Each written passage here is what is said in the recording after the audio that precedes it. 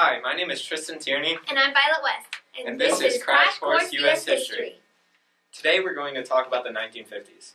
I know what you're thinking, TV, rock and roll, and cars. And if you're thinking about that, you're exactly right, because we're going to focus on the cultural media of the 1950s and how they shaped the era's politics and economy.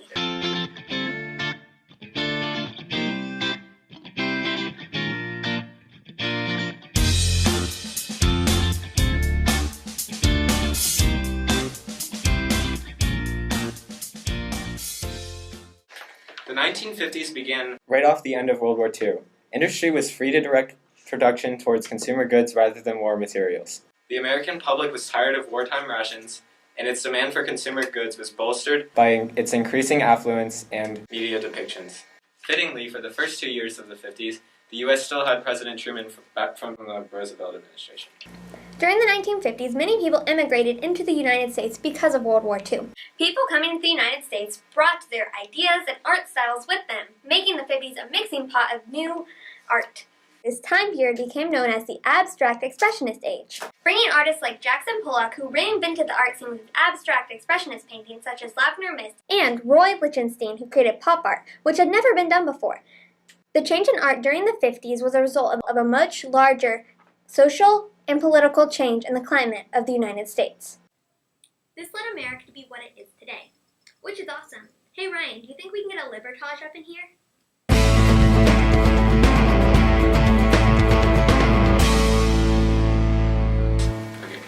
Life in the house was marked by an expectation of women to be homemakers. The ideal good wife Oh, you mean like that TV show that just ended? No, me from the past. I mean the ideal good wife who only stayed home, cooked, cleaned, and took care of children. Many were not satisfied by this limited existence and became activists for reduction in discrimination against women in education and industry, especially into the 1960s with Betty Friedan's The Feminine Mystique. Other activism occurred in civil rights for African Americans and others, making the name Era of Consensus dubious for the 1950s. African Americans had long experienced segregation in schools, public, and private facilities. The famous Brown v. Board Supreme Court case ended segregation in schools in 1954, kicking off further legislation and decisions desegregating all facilities and institutions. A major symbol of consumerism was the ultimate consumer credit mechanism, the credit card.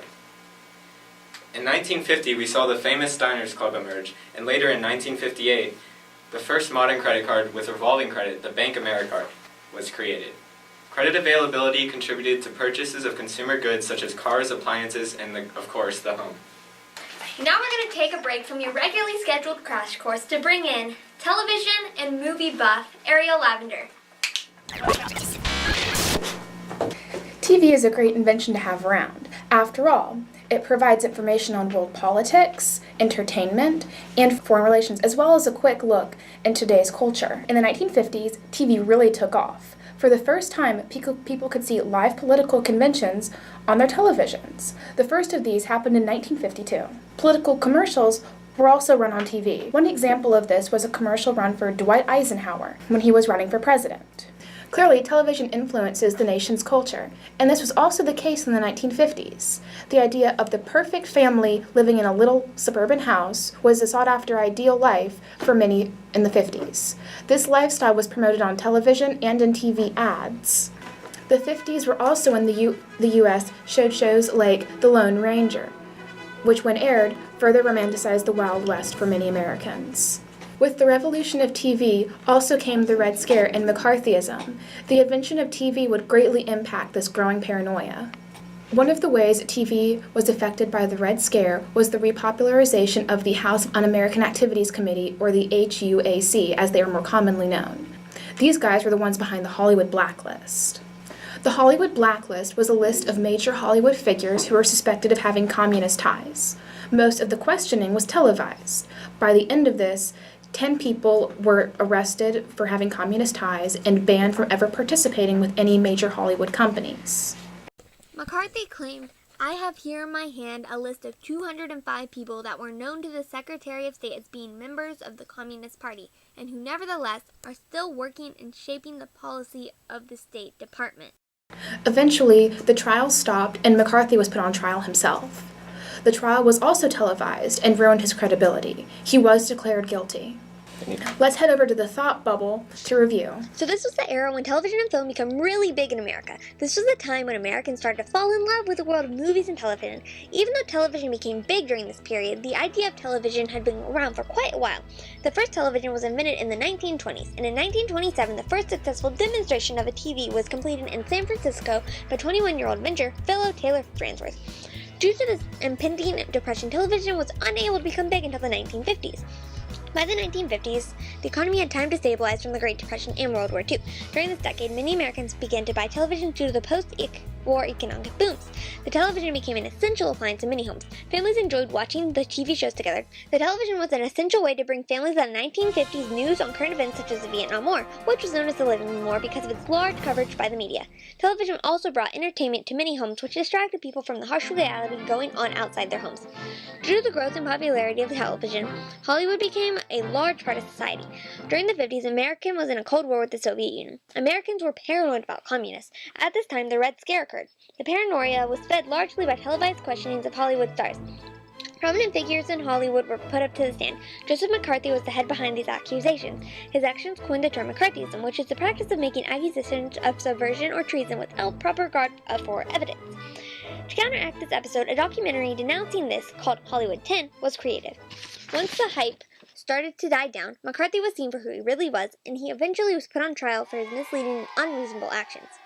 Not only did television and film portray the conflicts going around in the world, but it also served as a method for Americans to enjoy themselves with nice, family-friendly entertainment right inside of their homes. Television shows such as Leave It to Beaver, I Love Lucy, Innocent Minutes, and The Twilight Zone let Americans escape into another world for a while. Television and film led to a whirlwind of change during the 50s that led America to what it is today. The popularity of movies, sitcoms, and news shows only grew from the 50s. Today, this type of media is more prominent than any other. Almost every home today has a television due to the influence from the 50s. Not only has television improved and grown because of the 50s, but movies and the promise of new and improved forms of special effects and animations has never looked so good. None of this would be possible without 50s hits such as Cinderella, Peter Pan, Godzilla, and Vertigo. Without the promotion of television and film in the pop culture of the U.S., America would be a very different place. Most likely a place with less imagination and less desire for wanting to create a new and better future for the States.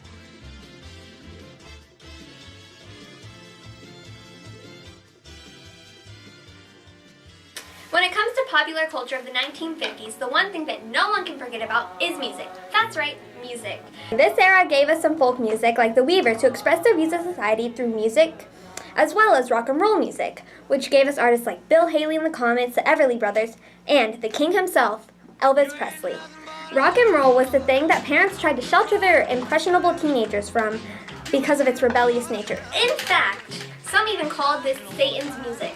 The new dances and ideas brought on by rock and roll was part of a larger movement where youth of the 1950s drifted away from their parents' old school beliefs and shifted American ideals to become more modern and equal. As the North Alabama White Citizens Council said in 1956, rock and roll is a means of pulling the white man down to the level of the Negro. It is a part of a plot to undermine the morals of the youth of our nation. This demonstrates how music had such a large influence on the culture of the 50s. Okay, and then Hold up, wait. What? Guess what time it is? What time is it? It's time for the mystery document. Oh, I guess it is time for the mystery document. Let's go to Ryan Gawryluk, who's going to read the mystery document. Thanks. The Middle East has abruptly reached a new and critical stage in its long and important history. In the past decades, many of the countries in that area were not fully self-governing. Other nations exercised considerable authority in that area, and the security of the region was largely built around their power. But since the First World War, there has been a steady evolution towards self-government and independence. This development in the United States has welcomed, has encouraged. Our country supports without reservation the full sovereignty and independence of each and every nation of the Middle East. Is it Eisenhower? Which document? Is it his inauguration speech? No! It's the Eisenhower document. Just close your eyes and check this out. Alright.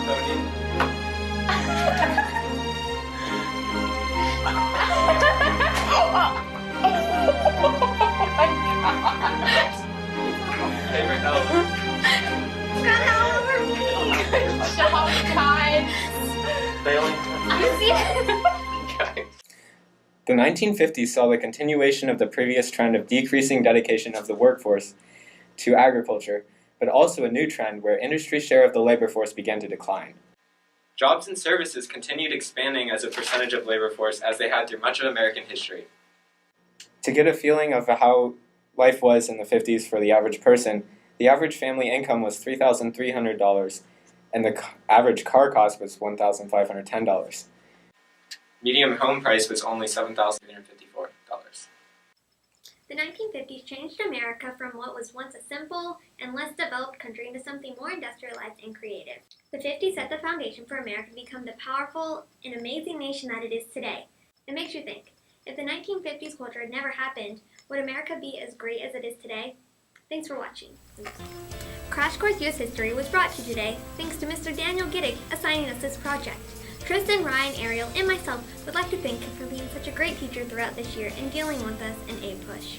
We'd like to dedicate this episode to Wells Giddick because he's the cutest kid ever. If you have any questions about today's episode, Google them yourself. Thanks for watching, and as John Green always says in his hometown, don't forget to be awesome.